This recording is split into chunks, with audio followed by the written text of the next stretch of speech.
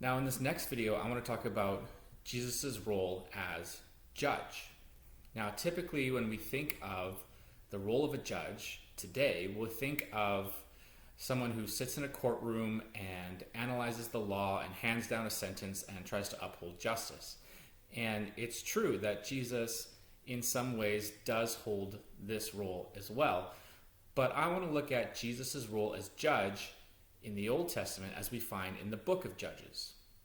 So, in the Old Testament, we see the nation of Israel. They've been brought out of slavery in Egypt, and God makes them this promise. And he says, I will give you this land, and you will experience freedom, and you will experience rest and peace and provision.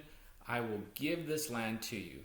The only thing is that you have to go and take it.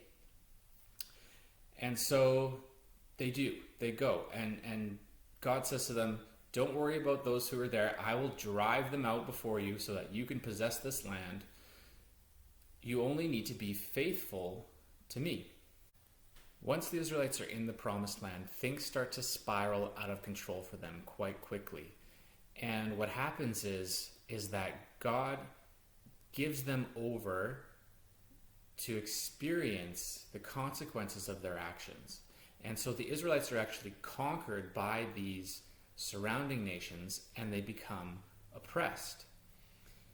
And things get bad for the Israelites. And so they turn back to God and they say, God, we're sorry. We shouldn't have gone after these other gods. We shouldn't have been worshiping other things.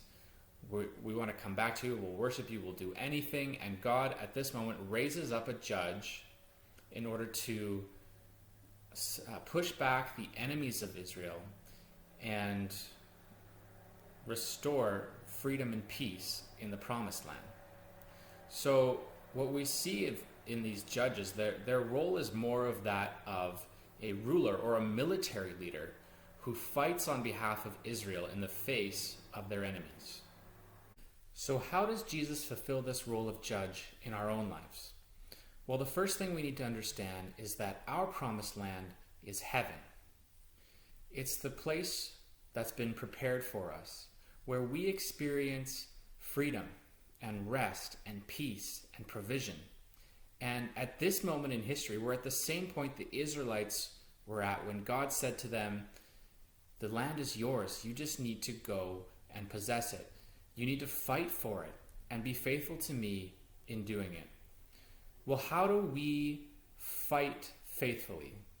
Well, in the same way that we're not fighting for a physical land, we're not waging a physical war. The battle that we're engaging in occurs in our hearts and in our minds. Ephesians 6 verse 12 says this, our battle is not against flesh and blood, but against the spiritual forces of evil in the heavenly realm. Our battle takes place in our hearts and minds. We war against the worshiping of these idols that fight for the love and devotion of our hearts. Things like money and power and sex and our own self-image, the idols of our time. And when we try to fight these battles on our own, it's a losing battle. Just like the Israelites, we can't do it on our own. And we need God to raise up a judge who can fight these battles for us. And God, in his love, raised up his son, Jesus, to do it. You see, Jesus fought this battle against sin and against temptation in his own life. He lived a perfect, sinless life, and he won that battle for us. And he was raised up for that purpose, not just in his life, but also raised up physically on the cross in his death. And when he died that death, he broke the power of sin. He broke the power of death, and he was raised to life again. And that meant that death had no hold on him, and death has no hold on us. And that means that we can live now in freedom because our place in the promised land has been secured. So as we approach Good Friday, let us remember Jesus as judge, who led us into battle against our enemies, the oppressors of our souls, the idols that we worship and give ourselves in devotion to. And he won the battle that we could not win, so that we could experience freedom, peace, rest, and provision, not only here and now, but ultimately in the promised land in heaven, where our place has been secured.